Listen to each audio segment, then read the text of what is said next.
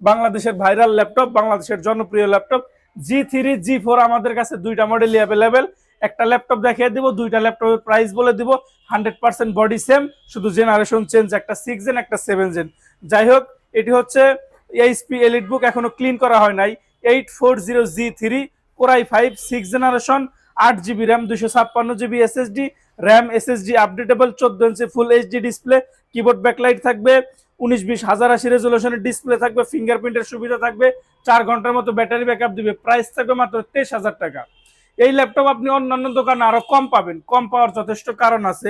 কিবোর্ডের মধ্যে ব্যাকলাইট থাকবে না, ফিঙ্গারপ্রিন্ট থাকবে না, ডিসপ্লে রেজুলেশন কম থাকবে, অরিজিনাল চার্জার দিবে না।